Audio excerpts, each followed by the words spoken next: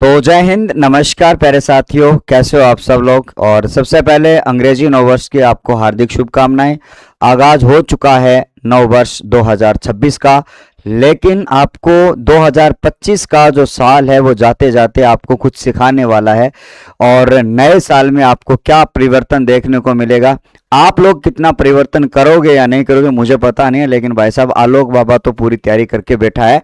और बात करने जा रहा हूं, जैसा कि आपने थंबनेल देखा होगा कि सीईटी सामान्य पात्रता परीक्षा, उसके लिए अब आपके लिए प्री और मेंस का एग्जाम करवाने की स्कीम जो है वो जारी करने वाला है। क्योंकि पिछली जो सीईटी है उसका जो पात्रता जो है वो आपकी फरवरी 2026 में समाप्त हो जाने वाली, यानी कि 2 महीने के बाद में उसकी पात्रता अब समाप्त हो जाएगी। लेकिन अब 2026 में जो नई सीईटी आएगी तो उसकी पूरी प्लानिंग जो है वो तैयार करी जा रही है। बच्चे बारी बारी से पूछते हैं कि सर अभी तक सीईटी आई क्यों नहीं है, तो आने के पीछे का कारण यही है, आप बोर्ड के पीछे देख पा रहे हो। आ जाइए इसके ऊपर अपने बात करते हैं। तो सबसे पहले आपके लिए यहाँ पे लिखा हुआ है सीईटी भी 2 चरणों में। आ जाओ भाई साहब, ठीक है। क्योंकि आपका एक मतलब बोलते हैं ना कि लेवल से स्टेप बाय स्टेप कि विद्यार्थियों को कैसे एक स्टेप के माध्यम से कम किया जाए। पहले प्री होगा, प्री में जो पास होगा उसको आपका मेंस में ले जाया जाएगा, और मेंस में पास होगा वो उसके बाद में फिर आपके लिए जो उससे संबंधित भर्ती जो होगी उसमें ले जाया जाएगा। तो मतलब 3 स्टेप हो गए एक भर्ती में जाने के लिए। तो पहले तो मान लो जैसे पटवार की भर्ती आती है और पटवार के लिए अनगिनत फॉर्म भर गए, ठीक है। लेकिन अब उससे पहले वाला पैटर्न क्या था, जिसने सीईटी पास कर रखी है। अब भाई साहब अब क्या होगा कि सीईटी प्री भी पास, प्री के बाद में फिर मेंस वापस दो, और मेंस देने के बाद में आप इस काबिल बन जाओगे कि अब आपको पटवार की, राजस्थान पुलिस की, एलडीसी की विभिन्न भर्तियों में आपको बैठने को मिलेगा। और आने वाले समय में लगभग सभी भर्तियां आपकी सीईटी में कर दी जाएगी, केवल टीचिंग एग्जाम को छोड़ दिया जाए तो। अब टीचिंग एग्जाम में भी भाई साहब रीट जैसा कार्यक्रम लाने की सोच रही है, 2nd ग्रेड और 1st ग्रेड जैसे एग्जाम में। तो अब आगे देखते हैं होता क्या है, लेकिन आइएगा इसके ऊपर हम बात करते हैं।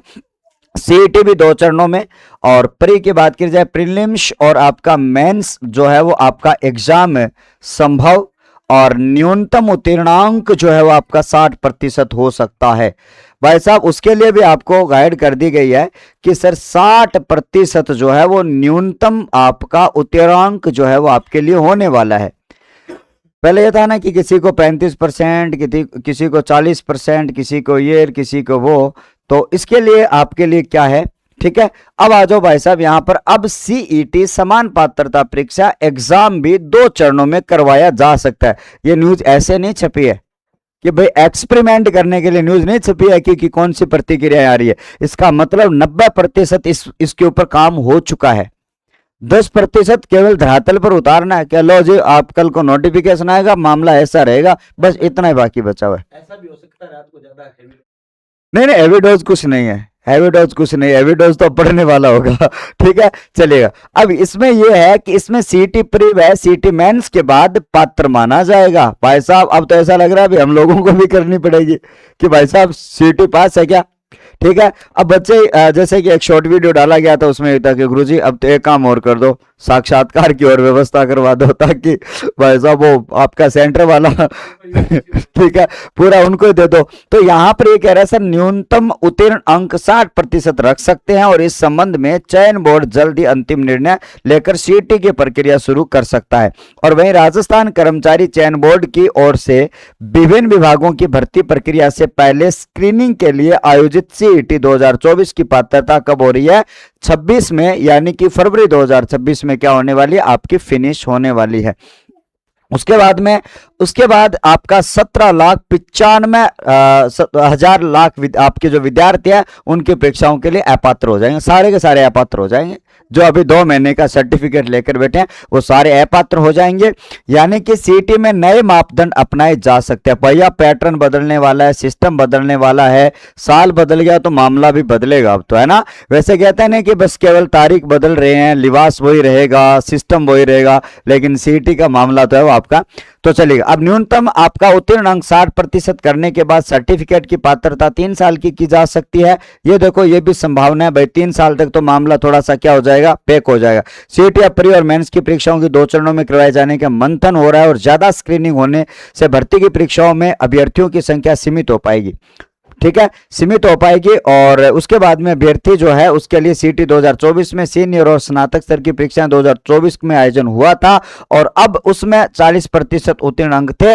तो ये पूरा का पूरा जो डाटा है जो पहले किया था, इस डाटा अब ये डाटा बेकार हो जाएगा 2 महीने के बाद में, डाटा नया ही आएगा पूरा। तो भाई साहब, अब विभाग ने ये मनसा बना लिया ना, तो मामला ऐसा ही होगा। तो आप सब विद्यार्थियों के लिए मौका यही है कि आप अपनी जो पढ़ाई है और ईमानदारी से पढ़ाई करते रहे। अगर ईमानदारी जिंदा नहीं है ना, तो मामला बिगड़ने वाला है। ठीक है, नहीं तो फिर आप कोई अपना स्वरोजगार देख लीजिएगा और अच्छी से काम करके सेटलमेंट हो जाओ। अगर आपको ललक है पढ़ने की तो आप, ठीक है, हाँ, कुछ भी वैसे कर सकते हो। तो ये एक छोटी सी इन्फॉर्मेशन आप सब लोगों के बीच में थी। तो आशा और उम्मीद करूंगा कि इन्फॉर्मेशन आपको ठीक लगी होगी और मिलते हैं अपने नए वीडियो के साथ में। तब तक के लिए bye bye, take care, thank you.